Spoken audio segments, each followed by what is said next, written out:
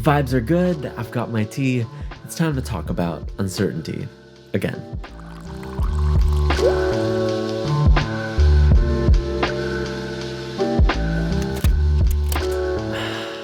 That's so good. So right now, I'm going through a really big life transition. Lately, some opportunities have opened up in my life, meaning I could go in 3 different directions without getting too much into the specifics. And for the last few days, I've been really grappling kind of with the uncertainty of not knowing what to do, of not knowing kind of what my plan is. And so if you're going through a similar time in your life yourself, a big transition or a big decision, I hope that you're able to find comfort in knowing that you are not alone and that we're working this out together. So I want to welcome you into this calm, mindful space. Together, we're going to talk about uncertainty, talk about feeling lost, and I'll share some of the things that I've learned, and hopefully together we can both leave feeling a little bit more calm, a little bit more mindful, and a little bit more clear.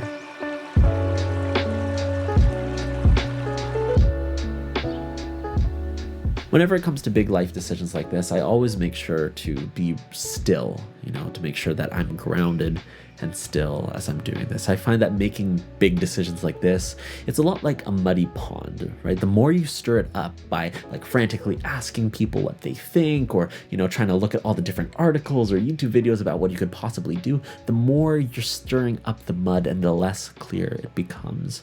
But the moment we can rest into stillness and be in this present moment, then things become clear. So today has been a really good day for that. I've been going out on walks. It's so beautiful here in Vancouver right now, y'all. It's spring, so the cherry blossoms are out in full bloom. The skies are clear, the sun is out, it is warm. It is so lovely. And so today I was meditating in my backyard and I was listening to an audiobook of the Tao Te Ching read by Wayne Dyer. Now, the Tao Te Ching is one of my favorite spiritual books of all time. It is so profound, so wise, and so enlightening. I just love it so much. And there's this one passage in the book that I really resonated with, and it goes like this. 30 spokes converge upon a single hub. It is on the hole in the center that the use of the cart hinges.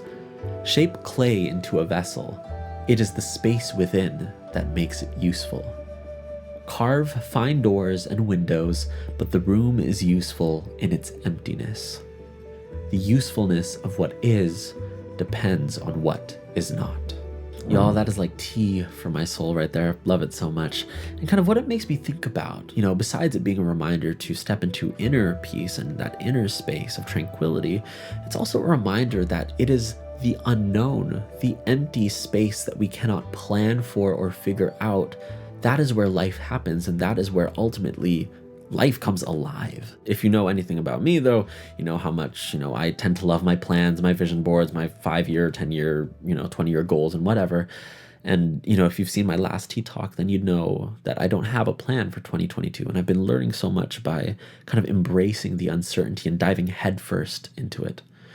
And kind of the question that I asked myself that I want to pose to you is that, do you rest in uncertainty or do you resent it? Do you try to control everything, or are you open to serendipity? Ultimately, what I've realized is that there is no such thing as control. There is no such thing as certainty. There simply are expectations of what we think should happen. And so when things go according to our plan, according to what we expect, then we kind of think that we're in control. But at the end of the day, ultimately, that's just life happening regardless of our expectations. We didn't have really any control. What I've been learning this year is to more so go with the flow and be okay with wherever life leads me. And it's a practice. Some days are better than others, but I find that it all comes down to and is contingent upon inner stillness.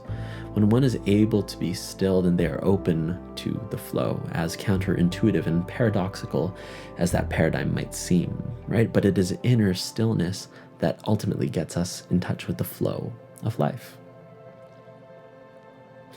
And in stepping into that flow, we then realize that there's so much beauty in uncertainty, in not knowing. Uncertainty is in many ways just the unmanifested part of life, the part of life where everything arises from, right? That spaciousness, the emptiness, once again, the emptiness that makes things useful, that makes things come alive, as the Tao Te Ching referenced. And one of the beautiful things about uncertainty is that it shows you that no matter where you go, no matter what choice you make, you will be blessed. This is something that I've heard from I'll call her my sister. She's basically like my sister, even though she's not actually. If you go right, you will be blessed. If you go left, you will be blessed as well. Ultimately, it doesn't matter, right? Obviously, with nuance, of course, you're smart enough to know that there's nuance to every aphorism and every quote, right? But knowing that at the end of the day, there is no right or wrong decision. There are just decisions. Right? And if we have faith that things work out, if we choose to operate from this place of peace, of confidence, of knowing that no matter what happens, we will be okay, that no matter what happens, the universe will provide or pull through in some kind of way, whether that's in the long term, like short term, there's obviously sacrifices to be made. There are some decisions that are, in fact, painful in the short term, but in the long term, in the grand scheme of things, everything works together for our good. And so, my friends, I hope that no matter what decision you make, I hope that you're able to make it from a place of clarity, from a place of peace, and from a place of power. And all the peace, all the love. I'll see you next week.